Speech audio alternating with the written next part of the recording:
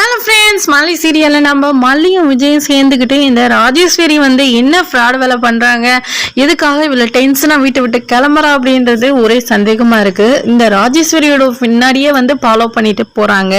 அங்கே பார்த்தீங்கன்னா அந்த முரளி இருக்கான் இல்லையா, அவனோட ஃப்ரெண்டை தான் போயிட்டு பார்த்து பணம் கொடுக்கறதுக்காக இந்த ராஜேஸ்வரி போயிருக்காங்க.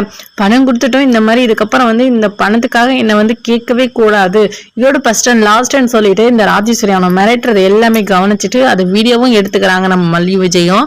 இப்போ வந்து வீட்டுக்கும் வந்துடுறாங்க. அதுக்கப்புறம் ராஜேஸ்வரியும் வராங்க. அப்போ வந்த உடனே இந்த வீடியோவை வந்து காமிச்சு இது யாரு அப்படின்னு சொல்லிட்டு மாதிரி பேசிக்கிறாங்க. அந்த உடனே ராஜேஸ்வரியா ஒரே பயம், அப்படியே ஒரு மாதிரி ஆயிட்டாங்க.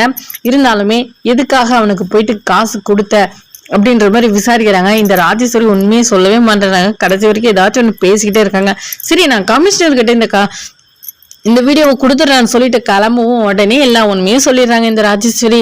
உடனே பார்த்தீங்கன்னா இந்த முரளி இருக்கா இல்லையா, அவனை கத்தி வாங்க சொன்னதே நான் தான் உண்மையை வந்து சொல்லிடுறாங்க. இந்த மாதிரி நான் வந்து இந்த மாதிரி எல்லாம் பிளான் போட்டோம் அப்படின்றதையும் சொல்லிடுறாங்க. இந்த கத்தி எடுத்துட்டு போய் ரகு கிட்ட கொடுத்து அந்த சுடரை கொலை பண்ண சொல்றதையும் எல்லாமே நான் எங்களோட பிளான் தான், ஆனா வந்து அவனோட ஆட்கள் வந்து கொலை பண்ணவே இல்லை அப்படின்றத வந்து ராஜேஸ்வரி வந்து சொல்றாங்க தெளிவா. இந்த விஷயத்த இந்த நம்ம விஜயும் மல்லி என்ன செய்யறாங்க, உடனே வந்து தீபன் கிட்ட கொண்டு போறாங்க இந்த நியூஸை. தீபனை போய் வெயிட் பண்ணி தீபனும் வராங்க. நடந்த விஷயத்த ராஜேஸ்வரி சொன்ன விஷயத்த எல்லாமே வந்து இந்த தீபன் கிட்ட சொல்றாங்க. அப்படின்னா அந்த கொலைக்கும் இந்த ராஜேஸ்வரி இந்த ரகு உங்களுக்கு எல்லாம் சம்மந்தம் இருக்குமோ அப்படின்ற சந்தேகம் தான். ஆனாலும் அங்க இங்க சுத்தி போனாலுமே அந்த கவின் வந்து வரணும். என்ன நடந்துச்சு, ஏது நடந்துச்சு, அந்த சுடரை எப்படி கொலை பண்ணாங்க அப்படின்றத வந்து தெரியணும்னா அந்த கவின் வந்து மாட்டணும். அது மட்டும்தான் நடக்கணும்.